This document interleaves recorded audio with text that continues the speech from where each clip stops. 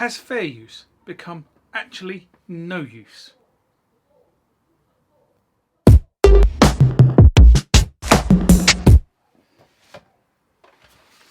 This video has been pre-recorded. So if I look the same as it looked last week, that's probably the reason why. YouTube's copyright system is an automated system that runs on the platform. It would have to be automated given the number of videos uploaded to the platform every day. Basically, if you upload a video to the platform and when you see it saying the word processing, part of that processing is checking your content. Part of the checking is to find out if you have used material that is in a video that is copyrighted by somebody else. Now, in the past, this checking process has flagged up to me where somebody has blatantly stolen my content, and I mean blatantly stolen my content.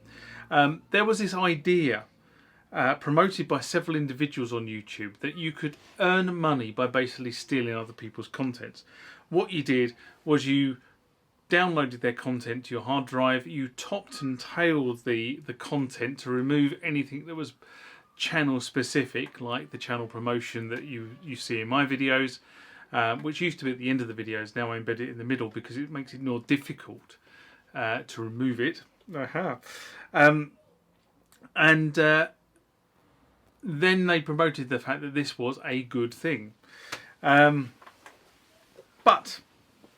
it flags it up to the content creator like me, and I can get the videos taken down. The other part of this checking is looking for music. And I have had a number of copyright hits in the past where I've taken a video of something and there's music playing in the background. A good example of this, a few years ago I took a video of the Torchlight Parade in Guildford, where you all walk down the high street into Stoke Park and then there's a firework display, and the firework display has music being played over the public address system.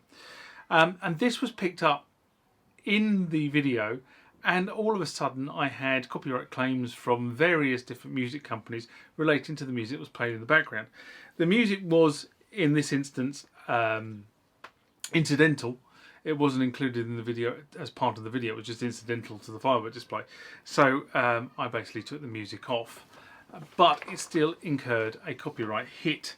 And I normally, when I'm doing that sort of stuff, I normally demonetize it because it's not my content, you know, the music is not my content. But this whole process causes us content creators some real issues, especially those who are operating in the music sphere.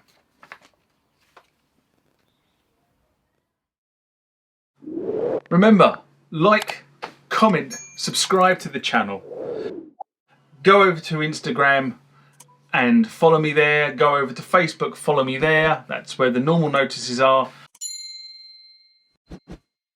And consider becoming a Patreon.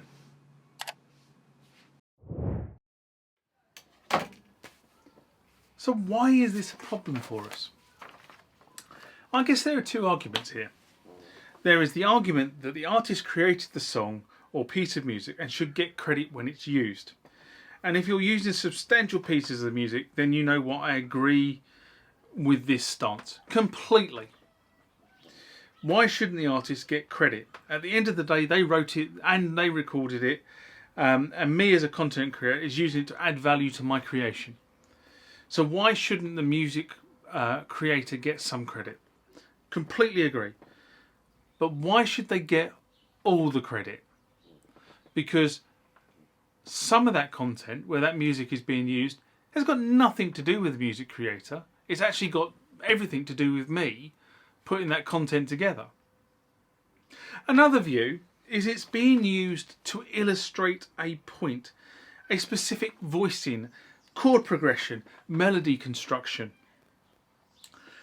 Not sure if you watch a channel named Rick Beato. Funny enough, it's Rick Beato's channel.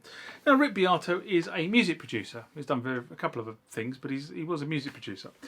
And he has this problem all the time.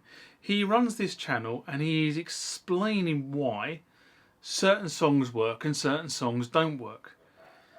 And he plays clips of the song, no more than probably 4 or 5 seconds, very, very short clips, to explain certain pieces of phraseology or certain constructions of that particular piece. And some of his clips may be longer than 4 to 5 seconds, they may be 10 or more. But he actually gets copyright hits. But in reality, what he's doing is promoting the artist and how clever the artist has been. But he still gets a copyright hit. And he gets his videos demonetized for actually trying to promote the artist, which is kind of wrong. So Rick gets no money for actually creating a video promoting the artist, and the artist gets all the money because Rick has used some of his music in the video, i.e. the music company takes the lot. Now, I believe the royalties on content should be shared as long as the content is not a direct rip-off. What do I mean by that? Well, I mean that they're not playing the music video in its entirety, or the music or the track in its entirety within the said piece of content. If you're just playing sections of it and short clip sections of it, then the music is incidental to the content that's being created. And YouTube should not roll over and give it all to the record company. The record company has only provided part of the content, not all of it, and the royalties should be shared.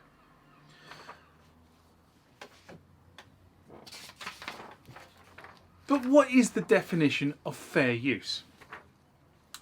And that's a very, very good question. A few years back, somebody put a definition of fair use as 10 to 20 seconds of a song was considered fair use. But now I think the definition is considered obsolete, because as specific music right holders do not allow you to use 0 seconds of a composition in additional content before putting a copyright monetization claim on your work. So it seems like in order to pacify these record companies, YouTube is rolling over and saying, tickle my tummy. So there is no longer a concept of fair use. It's basically no use.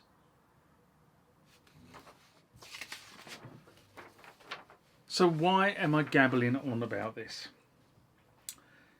Well, I've considered doing some videos on samplers, would you believe it? And sampling an instrument where I'm looking at individual notes. I can probably do this video and not get a copyright hit. And hopefully I won't get demonetized in the process. So the two things, demonetization and copyright hits, are actually quite important to a YouTube channel, because basically if you get 3 strikes, you're out, your channel gets switched off, and you spent all that time and effort building up a following only to have everything just switched off by YouTube. But this is where it becomes really interesting, and that's sampling a phrase from somebody else's song. Even if it's only a few seconds of that song, I think in the current climate I will basically get a copyright hit. And while this is a fun way to use a sampler, and for the context of this video I'm not going to talk about getting into authorization for use, because if I wrote a piece where I sampled a phrase, I would seek to get the artist's permission if I were thinking about releasing that music. I'm just thinking back to things like Madonna's use of ABBA songs a few years back. It's been right through the music industry for years. You have to prove that you used it, and if you do use it, obviously the royalties from that particular record get split in a certain different way. But what I'm talking about is the fun that can be had manipulating the sample, or the sampled phrase, should I say. I have a piece of music that is written around imagination's just an illusion. But I'm going to be brutally honest with you, unless you are physically in my studio, the likelihood of you ever hearing this is slim to none. The reason for that is I am not prepared to show you how I constructed that track using samplers only to have that video completely demonetized and a copyright strike against my channel. I considered doing, when fair use was 10 to 20 seconds, I did consider doing the video then and only using a few seconds of the samples at each particular go. But then you get to the end of the video and you think to yourself, well, actually what you really want to hear is you want to hear the whole composition. And if I were to play the whole composition, then I definitely would get a copyright strike. And I'm not prepared for the amount of effort it would take for somebody else to effectively get the royalties from people watching the video. It's a shame, it's a state of affairs, but this is the world we live in. This is the platform called YouTube, and this is how they operate. If they operate in a different way and I could get away with it, then I might be tempted to do the video and show you the piece. But in the current climate, I'm afraid doing videos on samplers is actually a very difficult thing to do, to show samplers in their fullest light. And on that note, I'm going to say live long and prosper, and I'll catch you next time. Bye bye.